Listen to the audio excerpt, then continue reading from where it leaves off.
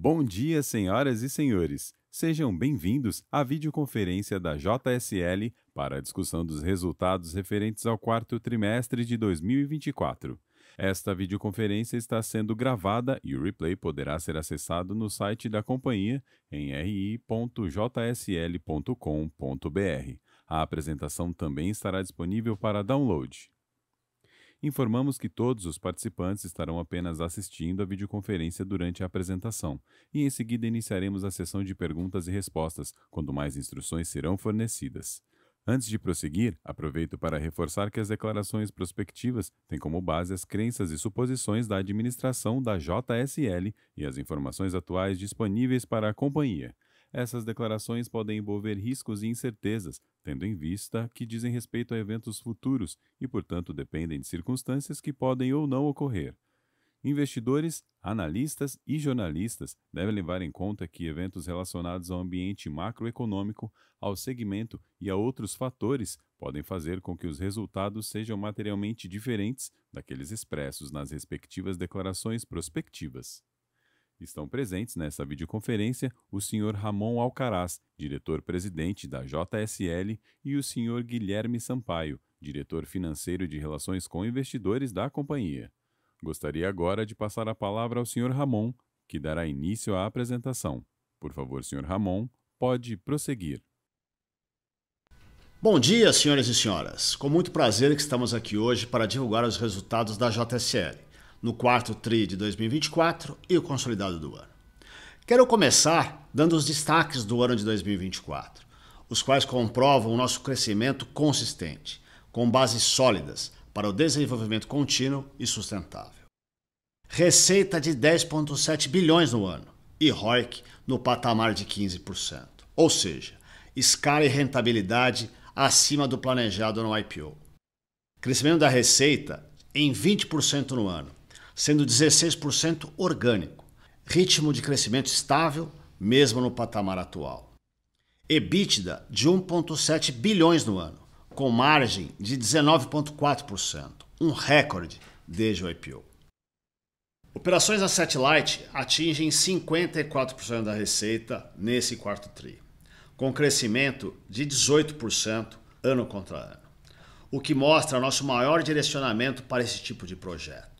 5,4 bilhões em novos contratos celebrados durante o ano de 2024, o que garante nossa receita futura. Fluxo de caixa após crescimento de 521 milhões, geração de caixa que contribuirá com a desalavancagem. Indo para a página 3, vemos a transformação de escala com eficiência. Crescimento da receita de 216% desde o IPO. Isso dá um CAGR maior que 30%. Crescimento do EBITDA de 287%. Após 4 anos, desde o nosso IPO, crescemos 3 vezes a receita e 4 vezes o EBITDA. E continuamos crescendo. Em 2024, 20% de crescimento. E no quarto TRI, 16%. Nesse caso, 100% orgânico, quando comparado com os mesmos períodos dos anos anteriores. Isso representou 1,7 bilhões de acréscimo na receita. Apenas esse número, de forma isolada, já seria uma das maiores empresas do segmento. Indo para a página 4, vamos agora falar dos números do trimestre e do ano. Como já disse, uma receita bruta de 10,7 bilhões no ano, com 19,7% de crescimento, e no trimestre 2,9 bilhões, com 15% de crescimento. Na página anterior, falei em 16% no trimestre, porque me referia apenas à receita de serviços. EBITDA ajustado de 1,7 bilhões, com crescimento de 15,8% no ano, e no trimestre, 434 milhões, com 5,6% de crescimento, quando comparado, evidentemente, aos mesmos períodos do ano anterior.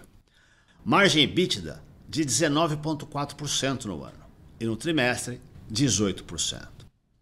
Lucro líquido de 190 milhões no ano e 36 milhões no trimestre. Aqui faço um destaque para o grande volume de implantações ao longo do ano, com pressão de custos pré-operacionais sobre as margens. Isso tem muito a ver com o volume de contratos que a gente vem divulgando entre 2023 e 2024. O amadurecimento desses projetos ao longo dos meses irá beneficiar os resultados de 2025. O Guilherme irá detalhar mais alguns impactos que tivemos no lucro líquido. ROIC de 14,6%. Vamos agora para a página 5. Aqui faço mais alguns destaques, mostrando nossa disciplina na gestão e na alocação de capital. Crescimento orgânico de 16% em 2024, aqui excluindo IC e FSJ, que não estavam nos 12 meses de 2023. Margem EBITDA mantida no patamar de 20% em 2024, mesmo com a pressão dos custos pela alta inflacionária e os custos pré-operacionais que já comentei dos projetos recém-implantados. Redução da necessidade de investimento, mesmo com o crescimento, favorecendo o potencial de desalavancagem. Redução do spread médio da dívida em 0,5 pontos percentuais quando comparamos 24 com 23. Com a amortização de um CRA com custo elevado, agora, em maio de 2025, estimamos uma redução de mais 0,2 pontos percentuais. Estamos focados em iniciativas adicionais, com foco na melhoria dos resultados, para fazer frente à inflação e aumento de juros. Cito algumas: redução dos prazos de recebimento, realinhamento de preços junto aos nossos clientes, programa de austeridade de custos ainda mais robustos. Nossos projetos com avaliação constante para decisão de aquisição ou locação dos ativos operacionais. Na página 6, a exemplo das outras divulgações, mostramos como está distribuído o nosso portfólio de serviços logísticos, baseado em contratos e serviços essenciais aos nossos clientes, em toda a cadeia logística, desde o insumo, passando pela produção e distribuição dos produtos acabados no varejo e até mesmo no consumidor final. 29% da nossa receita está em operações especializadas e dedicadas que não envolvem caminhões. Aqui estão os serviços de intralogística para diversas indústrias, tais como automobilística, bens de consumo, celulose, siderurgia, etc. E a gestão de armazéns dedicados e multiclientes, e até mesmo fretamento. 63% está em operações que envolvem caminhões próprios e agregados. Aqui temos os serviços de transporte dos mais variados produtos: alimentos, bebidas, bens de consumo, automóveis, gases, combustível, carga frigorificada, celulose, minérios, grãos e vários outros. Em todos os estados do Brasil e mais 6 países da América do Sul, além dos 2 países da África. Temos também a distribuição urbana, abastecendo o varejo e até mesmo o last mile, chegando à casa do consumidor final. 8%, o que chamamos de carga geral, são as cargas tradeadas, 100% asset light, com agilidade e flexibilidade para o atendimento das flutuações de demanda. Na página seguinte, mostramos nosso modelo de gestão, com escala, capilaridade e diversificação, que gera cada vez mais expertise, relacionamento e novos negócios. Temos uma gestão individualizada para cada cliente e em cada contrato, com projetos customizados e desenvolvidos junto com o cliente, com precificação adequada, com controle de custos e eficiência operacional. Nossos gestores têm autonomia e agilidade na tomada de decisões. Nosso negócio tem foco na necessidade de cada cliente. Desenvolvemos o projeto. Após fechado, trabalhamos para fazer uma entrega com excelência. Com isso, fidelizamos o cliente e abrimos oportunidades de cross-selling. Adquirimos boas empresas, bem geridas e com um portfólio de serviços e setores complementares. É assim nosso negócio. Na página 8, mostramos o resultado do que falamos na página anterior. Qualidade e eficiência geram oportunidades de novos contratos e expansão de novos serviços. Tivemos 5,4 bilhões de novos contratos celebrados durante o ano de 2024, com prazo médio de 59 meses, sendo desses 20 novos clientes adicionais à nossa carteira. Um ponto importante a ser observado é que houve um crescimento em vários segmentos diferentes. No primeiro TRI, por exemplo, tivemos uma concentração nos segmentos de papel e celulose e no automotivo. Já no segundo TRI, foi principalmente no segmento de alimentos e bebidas e também bens de consumo. No terceiro TRI, químicos e varejo. E no quarto TRI, continuamos na área de químicos, papel e celulose. Isso mostra a nossa capacidade de crescimento, diversificando setores essenciais para a nossa economia. Já na página 9, mostramos o crescimento por empresa, uma verdadeira transformação de escala. Crescemos a um incrível CAGR de 36% ao ano. E se considerarmos apenas o crescimento orgânico, temos 18% ao ano. Todas as empresas com crescimento orgânico médio de 2 dígitos, com crescimento expressivo desde a aquisição. Algumas dobraram ou triplicaram de tamanho. Essa evolução vem sendo impulsionada pelo nosso modelo de gestão. A qualidade e expertise das empresas, com acesso ao capital da JSL, resultam no crescimento acelerado. Essa é a nossa equação quando fazemos aquisição. O ecossistema da JSL permite uma redução nos custos, seja na aquisição dos ativos, compra de insumos e serviços, resultando até então uma média na sinergia na casa de 2% sobre a receita líquida, o que melhora, obviamente, a margem. Aproveitamos o potencial de cross-selling e adição de novos clientes, o que também ajuda no crescimento. Muito bem, agora chamo meu amigo e parceiro Guilherme Sampaio para melhor detalhar os números. Guilherme. Obrigado, Ramon. Primeiramente, bom dia a todos. Indo direto aos números, a receita líquida de 2024 fechou o ano em 9 bilhões, crescendo 20% ano contra ano. Neste número, temos o efeito da consolidação da EC Transportes, que entrou no consolidado da JSL em maio de 23, e da FSJ Logística, que passou a integrar o consolidado a partir de setembro também de 23. Mesmo com a redução do faturamento da IC e o crescimento da FSJ, como temos falado nos últimos calls, o ano apresentou um crescimento orgânico de 16%, que está em linha com o crescimento do quarto trimestre, que foi de 16,4% versus o quarto tri de 23. Esse patamar de crescimento demonstra a nossa capacidade de crescer organicamente, mesmo nesse patamar de escala de receita. 47% dessa receita no transporte de cargas, aqui inclui o carga geral e dedicados, como o Ramon já comentou, 32% em operações dedicadas, 13% em armazenagem e 8% em distribuição urbana. O EBIT fecha o ano com 1,2 bi em 2024, já desconsiderando o efeito do reconhecimento da provisão do Sistema S no segundo tri de 24, e no trimestre chegamos a 286 milhões, uma margem de 12%. Aqui vale destacar alguns pontos que também são válidos para o EBITDA e para o lucro. O Ramon já comentou sobre as implantações dos quase 3 bilhões em novos projetos fechados no terceiro tri e quarto tri. Aqui estamos falando de quase 15 milhões de custos pré-operacionais, descasados do reconhecimento da receita, que impactam esse número. Outros fatores importantes são a venda de ativos, com um impacto negativo nos resultados em 5 milhões, e o reconhecimento de uma PDD de 9 milhões de reais, pela entrada em recuperação judicial de 2 clientes antigos do agronegócio da EC Transportes. O EBITDA fechou em 2024 em 1,7 bi. O valor reportado foi de 1,85 se considerarmos os efeitos da reversão da provisão do Sistema S, como eu comentei. No TRI, fechamos o ano com 434 milhões, 16% de crescimento versus o quarto TRI de 23. O lucro líquido ajustado fecha o ano com 190 milhões, e o reportado em 207 milhões. No TRI, fechamos com 36 milhões. Nesse número, não ajustamos a PDD ou os custos operacionais, lembrando que no release indicamos os ajustes que sempre realizamos. Aqui tenho mais um comentário, um tema que discutimos bastante no primeiro e no segundo trimestre de 2024. A JSL tomava em 23 o benefício do crédito de imposto de renda pela subvenção para investimentos. Foram 73 milhões em 2023, que não tivemos esse benefício em 2024. No TRI, a diferença foi de 21 milhões no lucro.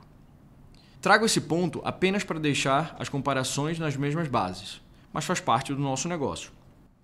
O ROIC fecha o ano com 14,6, um patamar saudável e em linha com todos os movimentos que conversamos. Indo para o slide 11, quebramos os números entre Asset Light e Asset Heavy. O Light, no trimestre, passa a representar 54% da nossa receita, já com o início do efeito dos novos contratos assinados. A receita em 1,3 bi, crescendo 18% ano contra ano, e o EBITDA em 209 milhões, uma margem de 16,1%. O Light, no trimestre, passa a representar 54% da nossa receita, já com o início do efeito dos novos contratos assinados. A receita fica então em 1,3 bi, crescendo 18% ano contra ano, e o EBITDA em 209 milhões, uma margem de 16,1%. Aqui é onde incluímos a PDD da EC Transportes, que mencionei por ser uma operação 100% asset light. O Asset Heavy fechou o trimestre com 1,1 bi, 46% da receita consolidada, crescendo 14% ano contra ano. O EBITDA em 20%, com o impacto de algumas implantações, da mesma forma que no Light, e também sentindo o efeito de alguns custos que tiveram alta no trimestre. O Ramon já mencionou, mas vale reforçar, o nosso modelo de acompanhamento mais próximo e mais técnico dos contratos. Isso nos permite abrir conversas de rebalanceamento dos nossos contratos com os nossos clientes quando necessário, o que já está acontecendo. Indo para o slide 12, trazemos o CAPEX do período, que vem em linha com o que planejamos, fechando o ano em 800 milhões de CAPEX líquido. No trimestre, investimos 190 milhões, onde cerca de 80% desse valor para expansão de novos projetos. Esse CAPEX impacta nossos números na fotografia, mas como sempre reforçamos, gerará receita futura e sustentará o crescimento da JSL nos próximos trimestres. Abaixo do slide, incluímos 3 casos reais de projetos nos últimos anos, demonstrando a geração de receita vis-à-vis o CAPEX realizado. Indo para a estrutura de capital, no slide 13, demonstramos nossa posição de disponibilidade de caixa de 2,6 bilhões de reais, sendo 700 milhões em linhas ainda não sacadas e 1,9 bi em caixa. O prazo médio da nossa dívida está em 5 anos. Nossa dívida líquida fechou o ano em 5,5 bi e nossa alavancagem em 3,04 vezes, considerando a dívida líquida EBITDA, e 2,63 vezes a dívida líquida EBITDA adicionado, que é a nossa referência para covenants. Um ponto que eu gostaria de destacar nesse momento da alta de juros é que todo o trabalho de reperfilamento de 2023 para cá já gerou uma redução do spread médio da nossa dívida em 0,5 pontos percentuais. E, ao pagarmos os CRAs que vencem agora no segundo TRI de 2025, teremos um benefício adicional de 0,2 pontos percentuais no custo médio da nossa dívida. Mas antes de passar a palavra ao Ramon, queria destacar o foco do ano de 2025, será além da busca pela margem bruta, como o Ramon já comentou, vamos trabalhar para um balanço mais leve, seja no capital de giro, no estoque de ativos, além da possibilidade de um CAPEX menor, mesmo mantendo o nível de crescimento. Podemos falar mais sobre essas iniciativas nas perguntas e respostas. Agora volto a palavra ao Ramon. Ramon. Obrigado, Guilherme. Na página 14, destaco nossas ações e reconhecimentos em ESG durante o ano de 2024. Poderia aqui citar várias ações, mas vou citar 2 que nos orgulham muito. Programa Mulheres na Direção, com foco na capacitação de mulheres para posições no setor de logística. Adicionamos 7 edições apenas nesse ano, somando já 13 edições desde o programa em 2021. Com modalidades inéditas, mulheres na manutenção, mulheres na mineração, mulheres no fretamento. Além de ser um programa da diversificação de gênero, dobra a nossa capacidade de recrutamento.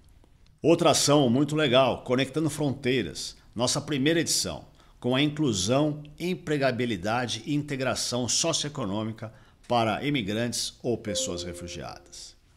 Destaco também alguns dos reconhecimentos ao longo do ano. Por exemplo, primeiro ano no Índice de Sustentabilidade Empresarial da B3, que reúne empresas de capital aberto, reconhecidas pelo seu comprometimento com a sustentabilidade. Selo ouro no Programa Brasileiro CHG Protocol, pelo 5º ano consecutivo. Nota B no CDP, acima da média global do setor de transporte e logística. Ficamos entre as 500 melhores empresas do mundo no Índice de Crescimento Sustentável, pela revista Time. Fomos escolhidos como a melhor empresa do ano no setor de transporte e logística, aqui englobando todos os modais, aéreo, ferroviário, além do nosso rodoviário, evidentemente, pela revista Exame. Reconhecimento pelos nossos clientes nos quesitos saúde e segurança. Entre as empresas que nos reconheceram, cito a Vale, a Suzano, a Unilever, a CBA, a Gerdau, entre várias outras empresas que poderia aqui citar. Na página 15, ressaltamos nosso modelo de gestão único, em um ecossistema irreplicável. Líder absoluto no setor, há mais de 24 anos consecutivos. Com um market share de 3%, o potencial de crescimento é gigante. Empresas adquiridas com gestão independente e foco no negócio. Presença em mais de 8 países e em setores essenciais da economia. Participação em mais de 16 setores da economia, com uma carteira diversificada de clientes e serviços. DNA de serviços comprovado pelo alto nível de cross-selling e contratos de longo prazo. Temos mais de 35 mil colaboradores próprios, 250 gerentes acima de 10 anos de casa, o que reforça e garante a nossa cultura. Senhoras e senhoras, e para finalizar, reforço alguns pontos. Temos um modelo de negócio que garante resiliência independente do momento de mercado, com grande potencial de crescimento. Temos agilidade na recomposição dos preços, quando necessário, frente ao aumento de custos. Isso se deve à gestão individualizada dos contratos, com gestão técnica e operacional e pelos mecanismos de equilíbrio de margem. Apostamos na eficiência operacional e na redução constante de custos, para continuarmos competitivos no mercado tão fragmentado. Otimização na alocação de capital, com foco na melhoria do capital de giro e balanço mais leve. Tecnologia. Apostamos cada vez mais que esse é o caminho para eficiência e agilidade. E como exemplo, trazemos a plataforma JSL Digital, que já deu a partida e já fez mais de 1.000 viagens 100% digital. Nosso histórico comprova que em momentos de mercado como o atual, há grandes oportunidades de crescimento, devido à nossa credibilidade junto aos clientes, com o momento de busca por qualidade e garantia de atendimento. Senhoras e senhoras, agradeço a atenção e agora eu, Guilherme, estamos à disposição para as perguntas de vocês. Muito obrigado. Iniciaremos agora a sessão de perguntas e respostas para investidores e analistas. Caso deseje fazer alguma pergunta, por favor, clique em levantar a mão. Se a sua pergunta for respondida, você pode sair da fila clicando em abaixar a mão. Caso deseje fazer uma pergunta por escrito, por favor, digite sua pergunta no campo de Q&A, seguido de seu nome e sua companhia. Por favor, aguarde enquanto coletamos as perguntas.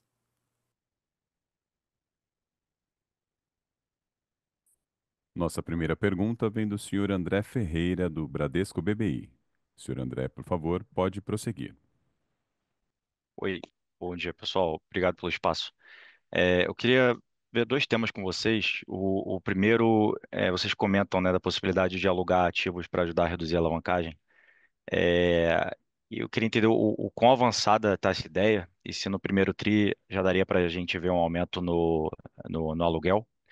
E segundo, se vocês puderem dar mais detalhes do PDD de 7,7 milhões de reais no TRI. Obrigado.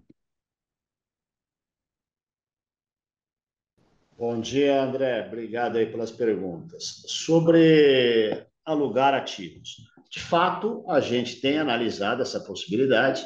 No fim, aqui a conta é meramente econômica. A gente já tem feito isso nos outros trimestres. Esse trimestre, que é a sua pergunta, nós temos feito sim, mas sempre num equilíbrio, né? A conta é muito simples, é a comparação entre o nosso custo e o custo de locação. Muitas vezes a gente opta pela oportunidade, ou seja, é um ativo que está numa empresa de locação, seja ela Vamos, seja ela um concorrente da Vamos, e diga-se de passagem, a gente tem locação em vários concorrentes da Vamos. Então, quando há um ativo lá no estoque do locador, essa é uma oportunidade, é assim que a gente avalia. Então, faz parte da nossa análise e alocação, e sim, provavelmente a gente continue fazendo e até aumentando esse percentual ao longo do ano. Não deixa de ser uma estratégia. Sobre a PDD, vou deixar para o Guilherme responder. Fala, André, tudo bem? Bom dia. Bom, vamos lá. PDD é um PDD de 2 clientes antigos do setor de agro, né, transporte de grãos da IC. Então, esses dois clientes, eles entraram com pedido de recuperação judicial agora no 4º trimestre. Então, trouxe a gente a fazer um complemento de PDD de 100% do valor a receber deles, que deu 7,7 milhões. De novo, o plano de recuperação judicial sendo aprovado, obviamente um pedaço, e aí obviamente depende da negociação, mas um pedaço relevante desse valor, ele retorna para a companhia. né? Mas como, até pela regra contábil, quando existe um pedido de recuperação judicial, a gente precisa provisionar 100% da perda, tá? Lembrando que a gente não ajustou esse número nos resultados, nem no asset light, que é onde se concentra essa operação, nem no resultado consolidado, tá? Tá ótimo, obrigado. A próxima pergunta vem do senhor Gabriel Rezende, do Itaú BBA. Senhor Gabriel, por favor, pode prosseguir. Oi, bom dia, pessoal. Ramon, Gui, obrigado pelo espaço aqui. Queria só entender um pouquinho como vocês estão vendo a dinâmica de melhora de rentabilidade ao longo do primeiro semestre, tendo em vista as diversas variáveis que a gente tem impactando tanto a carteira de clientes eventualmente, como os custos da companhia, né? Inclusive, se vocês puderem comentar um pouquinho da dinâmica de aceleração do preço do diesel em fevereiro, eventualmente, se isso gera alguma volatilidade em rentabilidade, se isso consegue ser repassado imediatamente, seria interessante aqui para a gente. E também entender um pouquinho melhor a dinâmica de desalavancagem da companhia ao longo do ano, como que vocês estão vendo isso se comportando, é, como que isso deve ser ali primeiro semestre, segundo semestre também, dado o pico de juros que a gente deve ter nos próximos meses. Obrigado. Bom dia, Gabriel. Obrigado pela pergunta. Vamos lá, né? A gente, final do ano passado, esse começo do ano, a gente tem, como todas, né, todas as empresas do Brasil, sofrido com alguns aumentos de custos, e cada um tem uma razão, né? Então, vou citar alguns. A gente teve aumento de peça, pneu, muito em função da variação do dólar. Teve o aumento do diesel, como você falou, não foi um aumento tão expressivo, mas teve um aumento aí entre 4% e 5% agora em fevereiro. E nós tivemos também a oneração da folha, que vem faseada, né? 5% aí a cada ano, até chegar aos 20%, começando esse ano. Diesel e oneração é meio automático, né? Está previsto em contrato, é só uma questão de passar o processo de negociação, né? Ele é automático, mas não é simplesmente ligar um clique, né? Você precisa negociar com o cliente, etc. Isso tem acontecido. Sobre os outros custos, né? Só lembrar, né? O IPCA já está batendo aí 5 e poucos por cento, e isso afeta o nosso negócio, e a gente vem, como fizemos lá em 21, como fizemos em 22, numa campanha austera de renegociação de contratos, não só daquilo que já está previsto em contrato, como oneração e diesel, mas também em aumentos dos outros custos, como eu disse, afetados pelo dólar e tal. De novo, é um processo que ele não é rápido, nós temos uma carteira de clientes bastante extensa, cada um com uma característica, cada um com uma dinâmica, mas a gente deve fazer isso, ou deve concluir isso ao longo desse primeiro e segundo trimestre de 25, quando a gente já começa a voltar com as margens operacionais do ano anterior. Sobre as alavancagens, vou deixar para o Guilherme responder. Olá, Gabriel, tudo bem? Bom dia. Bom, acho que vamos lá. Acho que a gente já passou um pouco do que a gente está pensando durante a apresentação, mas eu vou reforçar alguns pontos aqui para mostrar o como a gente faz isso.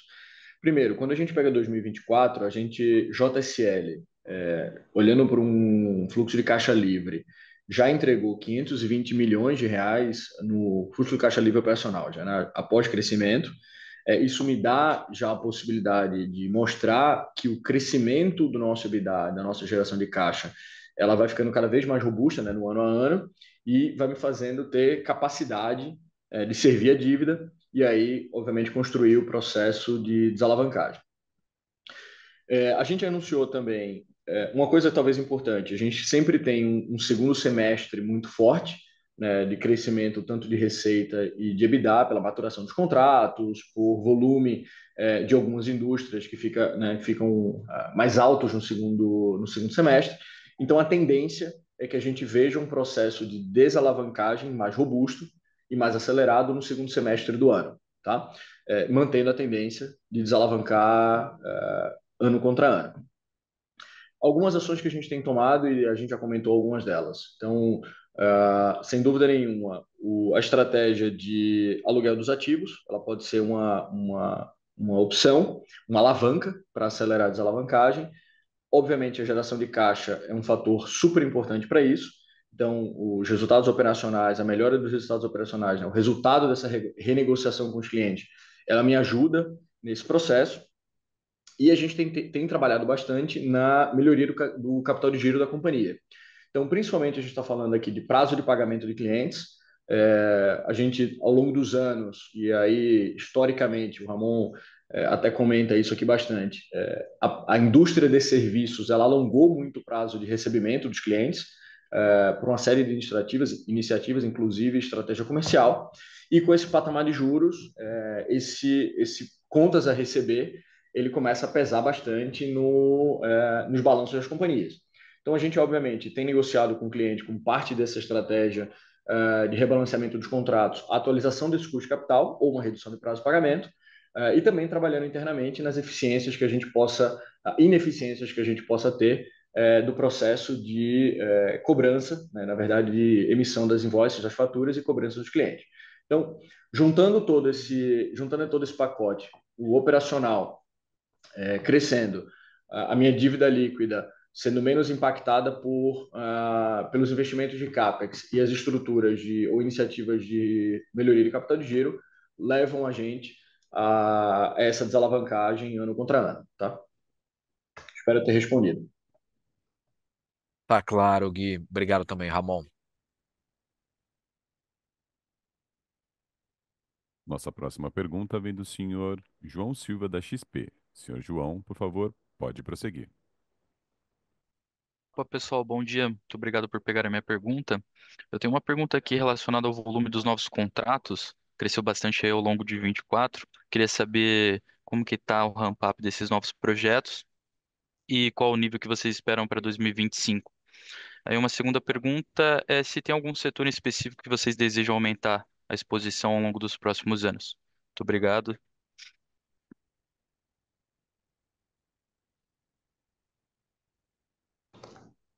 Ô, João, bom dia, obrigado aí pela pergunta. A gente, na verdade, fechou, como já falamos, 5,4 bilhões de novos contratos em 2024. Eu acho que a melhor parte não é só o valor, mas são os segmentos, né? Como eu falei aí na minha fala, a gente cresceu em segmentos variados, papel celulose, químico, bebida,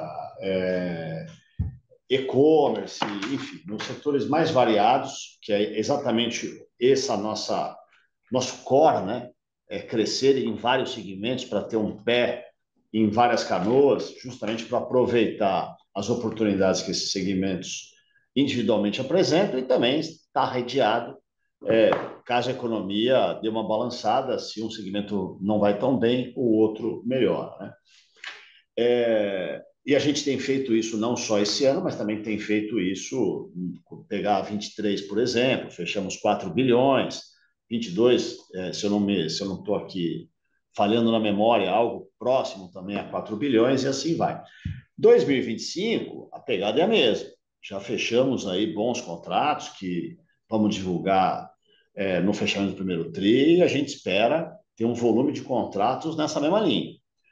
O número parecido com 24 ou até maior. Em relação aos setores, nós não temos uma bala de prata, né? Vamos aqui no setor tal. O que a gente sempre procura é algumas características. Primeiro, essencialidade no cliente. Eu quero fazer parte da cadeia produtiva dele, né? Eu preciso afetar o negócio dele. Porque se eu afeto o negócio dele, eu me torno essencial. Se eu me torno essencial, eu gero valor para o meu negócio. Então, não é à toa, por exemplo, que a gente cresceu em 22, 23 e 24, principalmente 23 e 24, no setor de logística integrada e armazenagem, justamente porque a gente entendeu que são setores onde tem uma essencialidade, você está dentro da fábrica, por exemplo, e tem menos concorrentes. Então, esse é um setor que a gente gosta muito e tem apostado. Mas não só nesse, por exemplo, crescemos muito nesse 2024 no setor químico, e o curioso é que é um setor que ele não cresceu, mas nós crescemos no nosso market share dentro desse setor. Por quê? Também, setor essencial. A gente leva oxigênio para hospital, por exemplo, né? Então, com certeza, mesmo diversificando setores, o que a gente busca é diferenciação, é essencialidade. Crescemos no setor de mineração também, e-commerce, que a gente nem estava até o ano de 2023, crescemos bastante ao longo de 2024. Né? Só para vocês terem uma ideia, se pegar os principais players do e-commerce, já configura entre os nossos maiores clientes, e nem eram clientes até 2023. Então é isso, né? Nós somos uma empresa que aposta na diversidade, mas aposta em setores essenciais, em setores onde a gente faça diferença. O carga geral, por exemplo, que é um setor mais tradeado, que também tem lá o seu métier, e foi da onde a empresa começou, e talvez da onde até a maioria nos conhece, pelas carretas que rodam pelo Brasil, hoje representam apenas 8%. Então, isso para dar alguns exemplos. Né? Espero ter respondido sua pergunta, João. Posso fazer um comentário, Ramon, que eu acho que em cima do e-commerce lá que você comentou, e que eu acho que talvez a beleza da diversificação do portfólio que a gente constrói, né? Então, acho que o Ramon comentou, João, que em 2023, um dos principais players de e-commerce do Brasil, ele não era cliente da JSL. A gente fez uma aquisição da FSJ, era um cliente super relevante da FSJ, e depois dessa aquisição, pelo portfólio de serviços que as outras empresas do grupo oferecem, a gente ampliou. Tem hoje contratos tanto de transporte quanto de fretamento de pessoas na JSL, tem um contrato de distribuição urbana com modelo dedicado na Fadel, que é a especialidade da Fadel, que é o Last Mile. Então, assim, hoje você... Além do que a FSJ já tinha, e a FSJ cresceu bastante também nesse cliente pela capacidade de investimento que ela passou a ter dentro do ecossistema JSL. Então, esse tipo de situação, que hoje um cliente, com base em uma determinada... que às vezes a gente é muito relevante em um determinado serviço, pelo fato da gente criar expertise em outras linhas de negócio ou outros serviços a serem prestados, a gente consegue fazer esse cross-selling de uma forma muito mais robusta, né? Então, esse é um caso específico, era um cliente que há um ano atrás não era cliente da companhia e hoje está no top 10 dos maiores clientes da JSL, e a gente acredita que tem muita coisa ainda para se fazer lá dentro. Então, só para exemplificar esse caso aqui específico, que eu acho que é um case interessante. Ficou super claro, pessoal. Muito obrigado. Obrigado também, João. Nossa próxima pergunta vem da senhora Júlia Orsi, da JP Morgan. Senhora Júlia, por favor, pode prosseguir. Oi, Ramon, Guilherme, bom dia. São duas perguntas aqui do nosso lado. O primeiro é sobre os custos pré-operacionais aí de alguns contratos. Só para confirmar, faz sentido assumir que esses custos eles já vão estar normalizados nos próximos trimestres? E o segundo ponto é sobre as operações fora do Brasil, né? Gana, por exemplo, foi anunciado ano passado e tem África do Sul também. Como que essas operações estão evoluindo em relação ao esperado inicialmente? E no último call, acho que a gente comentou aqui sobre potenciais novos países, incluindo o México. Tem alguma novidade nesse ponto? Obrigada. Júlia, bom dia e obrigado pelas perguntas. Falando dos custos pré-operacionais, né? Como a gente falou, a gente fecha aí um volume de contratos grandes e esses contratos geram uma necessidade de contratação de pessoas que requerem treinamento. Então, você fica um tempo até você contratar, treinar, etc., e começar a performar. A mesma coisa com os veículos, né?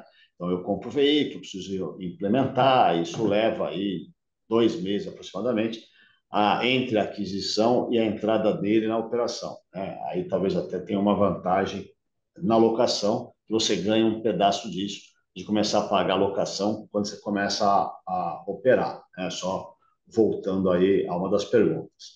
Então, só para dar um exemplo, em 2024, quando eu somo o terceiro TRI e o quarto TRI, eu tenho 3 bilhões em novos contratos. São contratos que estão sendo implementados entre o quarto TRI e o primeiro TRI de 25. Né? Então, esses custos operacionais afetam.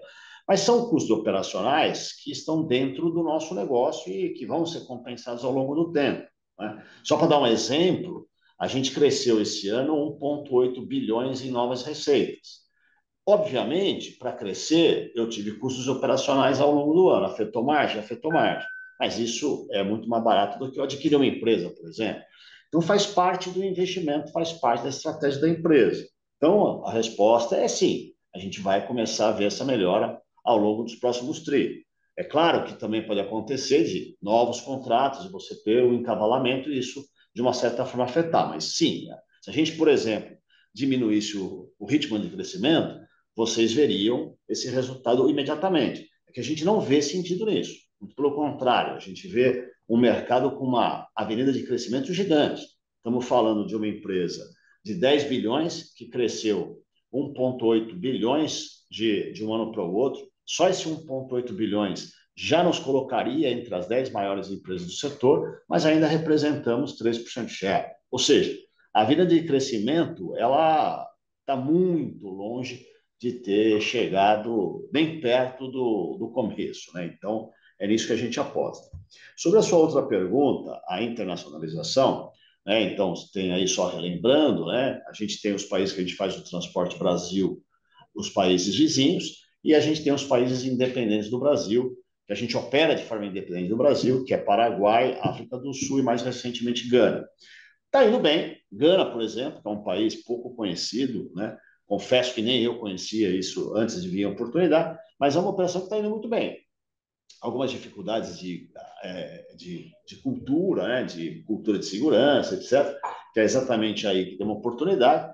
Do lado de Gana, por exemplo, tem um país gigantesco, com 250 milhões de habitantes, né? Então, a África não deixa de ser uma grande oportunidade, sempre com um certo cuidado de saber se o quanto isso vale a pena ou não vale a pena, mas é um continente onde eu tenho uma população gigante com um poder aquisitivo em crescimento e uma média de consumo baixa. Então, por isso que a gente colocou o pé lá, porque tem uma tendência de ter um crescimento exponencial.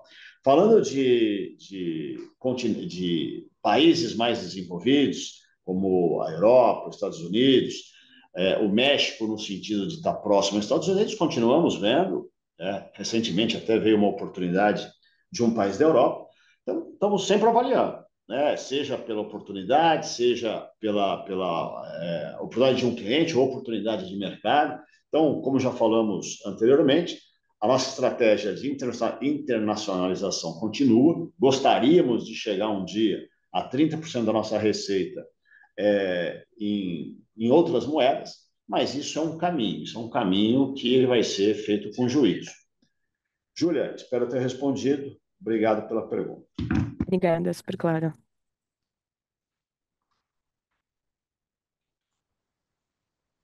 Iniciaremos agora as perguntas por escrito. Por favor, senhor Guilherme, pode prosseguir. Vamos lá. Então, a primeira pergunta a gente recebeu do Lorenzo Lima, nosso acionista. Como esperam que seja a trajetória de recuperação da margem operacional ao longo de 25? Tá bom, se quiser comentar. Lorenzo, muito obrigado pela pergunta. Parte dela eu já respondi nas perguntas anteriores, mas reforçando, né? O que nós apostamos? Apostamos na recomposição de preço e temos uma estratégia parruda, cliente a cliente, analisando as características de cada contrato de cada cliente. Então, temos aí uma estratégia que já começamos desde janeiro, já atingimos aí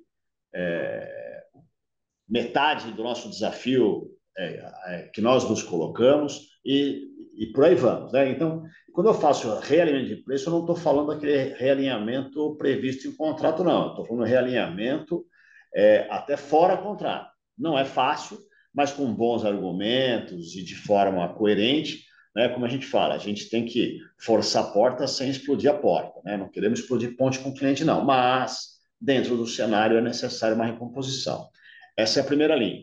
Segunda linha, um plano de redução de custo parrudo, né? Fizemos aí um plano de redução de custo, o maior que nós já fizemos na companhia, em vários índices, seja em redução de QLP administrativo, seja em redução de contratos, seja de otimização de recursos e por aí vai. Então, essa é a linha. Lógico, isso paralelamente a isso, tem os custos operacionais, que não é exatamente um aumento de custo, mas acaba entrando e agredindo a margem, isso naturalmente, conforme os contratos vão sendo implementados, eles vão se diluir. Então, basicamente, a estratégia é revisão de preço onde tem espaço e, principalmente, busca de eficiência, seja na redução de custo, seja em fazer mais com menos. É isso. Bom, eu vou passar para a segunda pergunta. A segunda pergunta também vem de um acionista nosso, do Karen. Eu vou ler ela em português e aí peço a equipe de tradução para fazer a tradução para o inglês. Ele basicamente trouxe 3 pontos. O primeiro é a mesma pergunta do Lourenço, então, sobre como a gente espera a recomposição de margem ao longo dos próximos trimestres. Acho que o Ramon já respondeu. E ele tem 2 perguntas em seguida. A primeira é iniciativas de redução de melhorias de fluxo de caixa, né, que leva, consequentemente, a uma possível desalavancagem da companhia.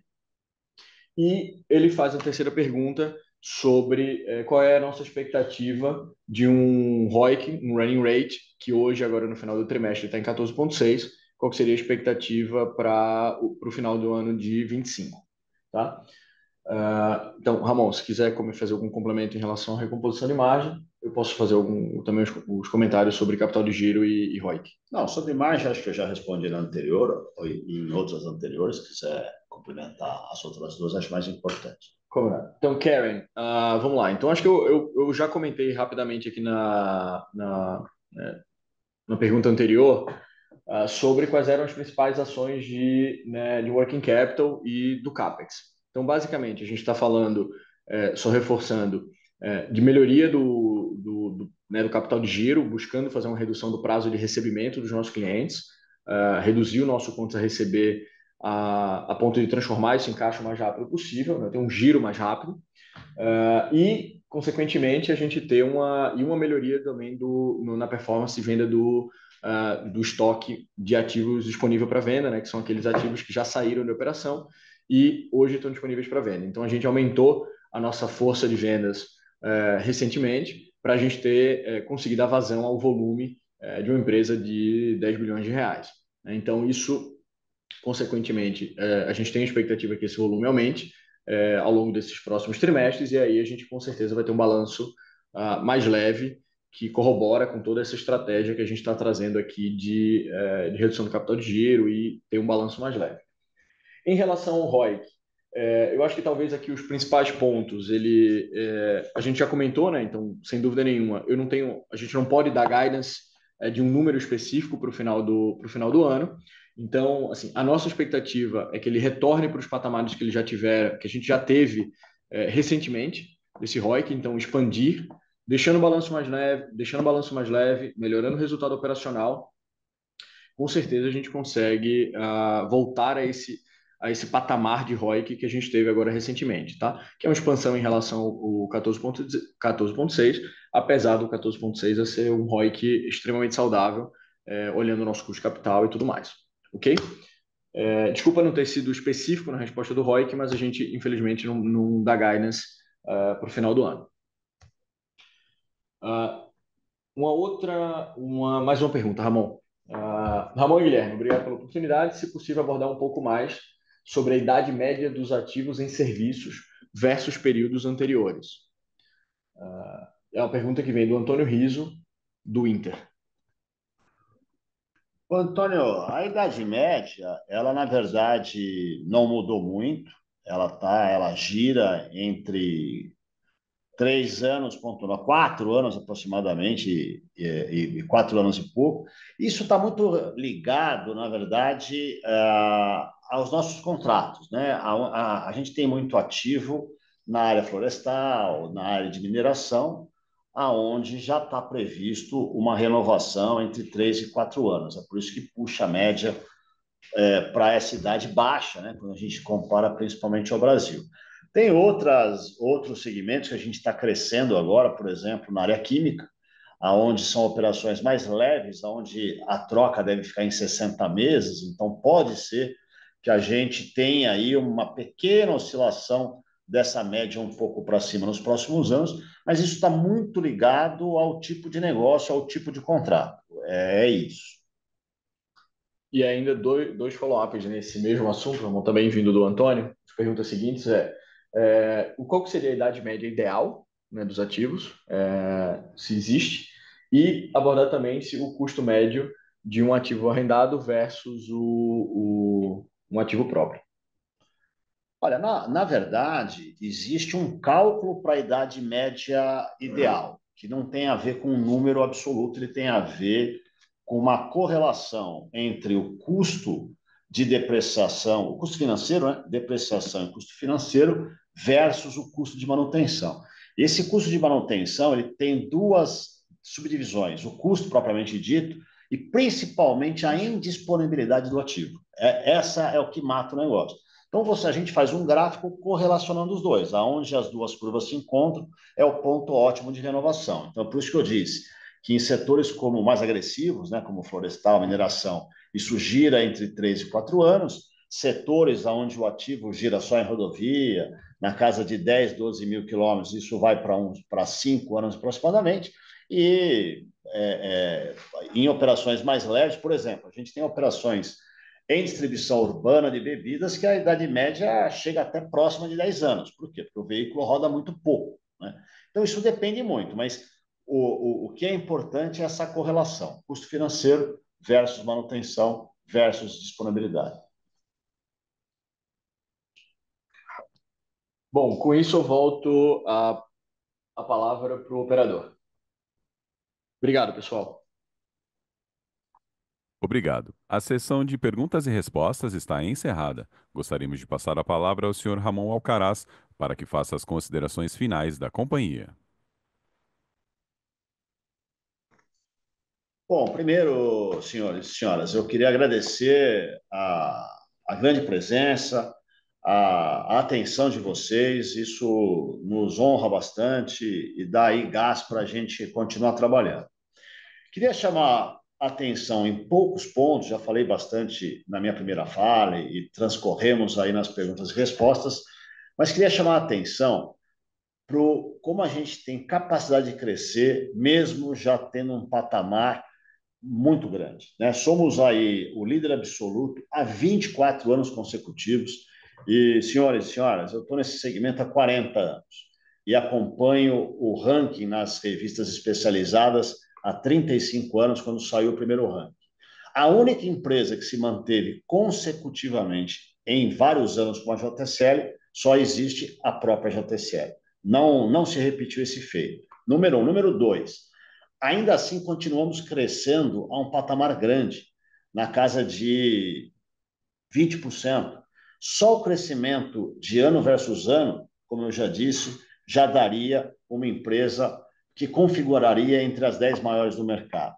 Fora isso, temos explorado os mercados que não eram o nosso DNA há uma década atrás, como intralogística, como armazenagem, e só esse setor já nos coloca entre os maiores players desse setor que a gente não fazia parte há 10 anos atrás.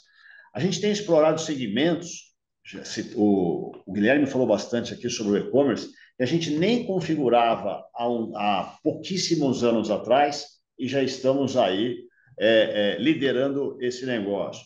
A área de químico, mesma coisa, não era um setor onde a JSL estava presente de forma expressiva há 2, 3 anos, já estamos entrando de forma muito expressiva. Então, essa nossa capacidade de crescer e crescer em segmentos relevantes, onde a gente não estava presente, e ganhando escala, é um potencial forte da nossa companhia. E isso de forma bastante diversificada. São mais de 16 segmentos, indo da indústria primária, secundária, varejo, etc., automotivo, químico, e-commerce, varejo, bebida, alimento, mineração, florestal, e sempre com a mesma excelência comprovada pelo nosso Procel. E por que a gente não se perde? Exatamente pelo nosso modelo de gestão. Então, é lá uma diretoria executiva, é um dono de contrato que vai tocar esse contrato como se só houvesse essa empresa. É o que eu sempre digo até internamente. O nosso cliente, ele gosta do tamanho da empresa, porque isso dá robustez e capacidade de investimento. Mas do ponto de vista de execução, ele gostaria de ter uma JSL única para ele, como se ele fosse o único cliente daquela empresa. Essa tem que ser a visão do dono de negócio que está lá. E, como eu já falei, a nossa capacidade de crescer, só para citar um exemplo, a gente falou em 5,4 bilhões o ano passado, mas um negócio que ficou até uma mensagem pequena, desses tem um cross-selling importante, mas abrimos 28 novos clientes. Esses 28 novos clientes foram contratos pequenos, mas com a nossa capacidade de cross-selling, eles devem se tornar clientes relevantes nos próximos anos. Essa é a nossa estratégia. Somos uma empresa de longo prazo. Vamos ter chuvas e trovoadas por um período? Sem dúvida alguma. Então, é custos que aumentam, é custos operacional, é o dólar, é os juros. Isso a gente está acostumado no Brasil, não estamos vendo nenhuma grande novidade. O que a gente aposta é no médio e longo prazo, e é isso que vocês podem contar. Muito obrigado pela atenção. Quer comentar alguma coisa, Guilherme? Não, eu acho que é isso, Ramon. Eu acho que talvez o modelo de gestão que a gente conseguiu desenvolver aqui ao longo dos anos na JSL, né, onde a gente tem um dono de contrato específico, um dono de cliente, né, de operações específicas. Esse modelo de estar dentro do cliente, olhar as oportunidades, aprender quais são os desafios dos clientes e com isso desenvolver coisas a quatro mãos, é o que faz a gente ter essa capacidade de crescer olhando contrato a contrato, né? Assim, agir como uma empresa pequena, lá na ponta, lá para o cliente, tratar o cliente, né, buscar ser cada vez melhor e com isso a gente se qualifica para novas oportunidades e aí vai crescendo dentro desses clientes. Então, eu acho que talvez o modelo de gestão que a gente criou de ter, né, o dono do negócio lá dentro, o dono das empresas que a gente comprou, que continuam a tocar essas empresas, para ter foco, né, para ter agilidade, eu acho que assim, faz com que a gente não se perca no meio desse tamanho que a gente se tornou. Então, agir como uma empresa pequena, tomando benefício da escala de ser uma empresa hoje de mais de 10 bilhões de faturamento. Eu acho que é isso, talvez. Assim, ó, fazendo uma analogia, né, quando a gente pega margem, custos, eu queria fazer uma analogia que eu faço com os meus clientes quando eu vou vender um contrato. Eu sempre digo o seguinte: nós somos uma empresa de serviço. Eu não vou prometer para você, cliente, que eu não vou gerar problema. O que eu vou prometer é que eu vou ser a empresa mais ágil em resolver o problema. Isso vale também para as margens. A gente não tem como evitar, né, os ventos laterais e todos os custos e etc. que acontecem num país vulnerável como o nosso. Mas o que vocês podem ter certeza, seremos a empresa mais ágil do nosso setor para resolver eles. Senhores, com isso, bom dia, bom trabalho para todos nós e vamos lá. A videoconferência da JSL está encerrada. Agradecemos a participação de todos. Tenham um bom dia.